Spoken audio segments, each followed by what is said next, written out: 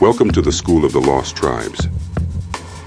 For the chosen of the Most High, who need to study to show themselves approved unto the Messiah, sign up at schooloftheLostTribes.teachable.com.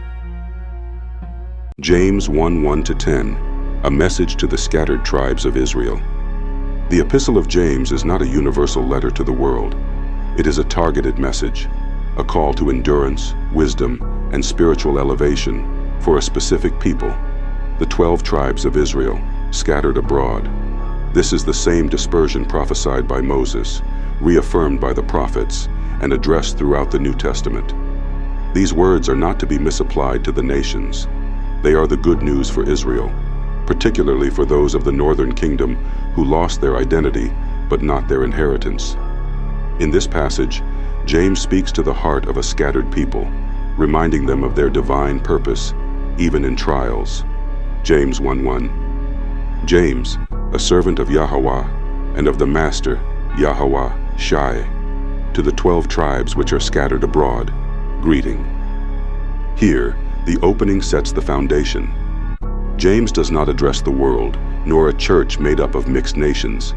He addresses the 12 tribes, Israelites in dispersion, scattered across the earth, fulfilling the prophecies of Deuteronomy 28 and Hosea 1.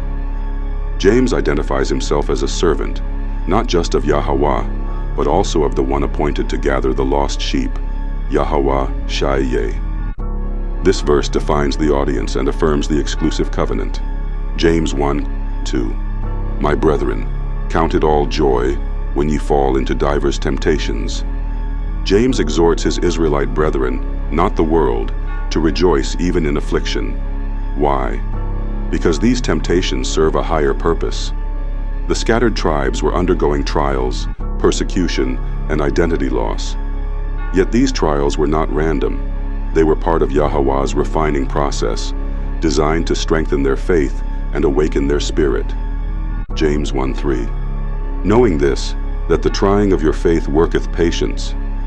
This verse confirms the reason for trials. The testing of faith is necessary. For the scattered Israelites, especially those who had become like Gentiles, this was a reminder that suffering was not abandonment, it was discipline. Through these afflictions, Yahweh was cultivating patience, the steadfast endurance necessary for their restoration. James 1:4. But let patience have her perfect work, that ye may be perfect and entire, wanting nothing. James calls his brethren to complete maturity. The perfection here is not sinless perfection, but spiritual completeness. Patience, born from suffering, leads to spiritual fullness. The scattered Israelites are called to embrace this journey, knowing that Yahweh is shaping them to be whole, restored sons and daughters of Jacob, lacking nothing. James 1:5.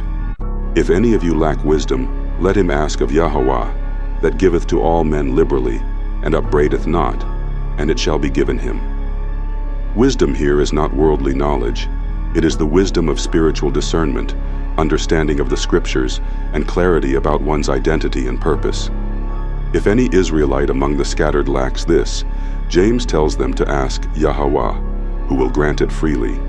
This wisdom is essential for enduring trials and walking the path back to covenant life.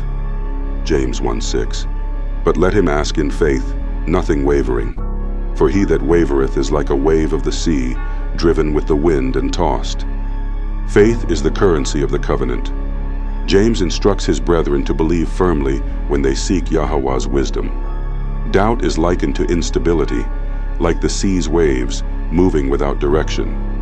The scattered Israelites are being called back to the unshakable trust of their forefathers, Abraham, Isaac, and Jacob. James 1:7. For let not that man think that he shall receive anything of Yahweh. James warns, if faith is absent, blessings are withheld. Yahweh does not reward double-mindedness. To the scattered who were beginning to awaken to their identity, James clarifies that the restoration of favor from Yahweh requires firm belief, not hesitation or half-heartedness. James 1:8. A double-minded man is unstable in all his ways. This verse is a sharp rebuke to the unsure. For those Israelites who waver between returning to their identity and conforming to the nations, James calls them unstable. Restoration requires single-minded focus. The path back to Yahweh cannot be walked with divided loyalty. James 1:9. Let the brother of low degree rejoice in that he is exalted. Here is comfort for the downtrodden among the scattered tribes. Many were poor, humbled, and counted as nothing among the nations. But James reminds them, Yahweh lifts up the humble. Their low position in the world is temporary. In the kingdom, the first shall be last, and the last shall be first. This is Israel's reversal. James 1:10. But the rich, in that he is made low, because as the flower of the grass, he shall pass away. In contrast, those Israelites who had found wealth or comfort among the nations are reminded that their status means nothing before Yahweh. Riches fade. Without righteousness, even the rich among Israel will be brought low. The restoration is not about material wealth, but about spiritual alignment with the covenant. Conclusion. James opens his letter not with flattery or vague doctrines, but with a focused, urgent message to the scattered tribes of Israel. He tells them, your trials are meaningful, your restoration is near, and your identity must be reclaimed with faith, endurance, and wisdom.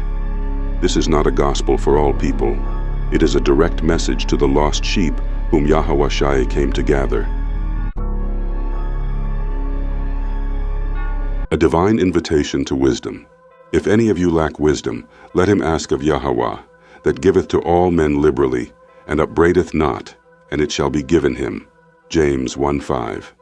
This verse opens a spiritual door for the scattered Israelites, those who are confused about their identity, distant from their heritage, and dwelling among the nations without direction. James is not speaking to all mankind. He is speaking to the 12 tribes scattered abroad, James 1:1, offering them a promise.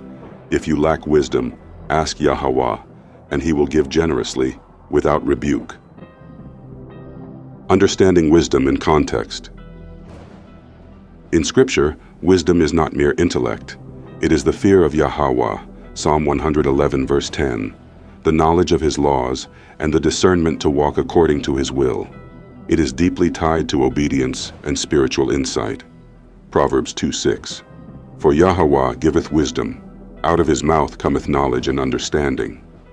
For the scattered Israelites, this verse is an invitation to reconnect with the wisdom that once guided their forefathers. In exile, many had adopted heathen ways. Their need wasn't for philosophy or eloquence, but for the wisdom of righteousness, a compass to lead them back to the covenant. The generosity of Yahweh. James assures the tribes that Yahweh gives liberally. This echoes the words of Solomon. 1 Kings 3:9. Give therefore thy servant an understanding heart to judge thy people, that I may discern between good and bad. Solomon, though king, saw the magnitude of leading Yahweh's people. He asked for wisdom, and Yahweh granted it abundantly, 1 Kings 4:29. James draws from this truth. Wisdom is available to any Israelite who asks sincerely, whether king or commoner, whether in Jerusalem or scattered in the isles. No upbraiding, only mercy. James adds that Yahweh upbraideth not, meaning he does not mock or scold the one who asks. Even the lost tribes, long estranged from the temple, from Zion, from the law, are not rejected when they cry out for understanding. Isaiah 55:6-7. Seek ye Yahweh while he may be found. Call ye upon him while he is near. Let the wicked forsake his way, and he will have mercy upon him. For Israelites in the dispersion, this is reassurance. Yahweh is not waiting to condemn, but is ready to respond to those who seek him in humility and truth. Wisdom leads to restoration. The wisdom that Yahweh gives is not just for knowledge, it leads to action and transformation. Deuteronomy 4:6. Keep therefore and do them, for this is your wisdom and your understanding in the sight of the nations. The laws and commandments are Israel's wisdom before the world. When they walk in them, the nations witness the excellence of Yahweh's people. So, when James says, ask for wisdom, he is calling the scattered tribes to return to the paths of their ancestors, not to the doctrines of men. Faith must accompany the asking. While verse 5 offers the gift, the next verse, James 1:6, sets the condition: faith. Yahweh gives to those who ask in belief, not with double minds or wavering hearts. The scattered tribes must ask as children returning to their father, trusting in the covenant made with Abraham, Isaac, and Jacob. Hebrews 11:6. But without faith it is impossible to please him, for he that cometh to Yahweh must believe that he is, and that he is a rewarder of them that diligently seek him. Conclusion: a call to the scattered. James 1:5 is more than a spiritual proverb. It is a prophetic offer to the dispersed Israelites, those who were once not a people, but are now being called back through the voice of wisdom. It is a reminder that Yahweh is still near, still listening, still giving, especially to those who seek him in truth and obedience. So to the scattered of Jacob, if you lack wisdom, ask. Ask boldly, ask faithfully, and Yahweh, your power, will give freely, without reproach. And in that wisdom, you will find your path home.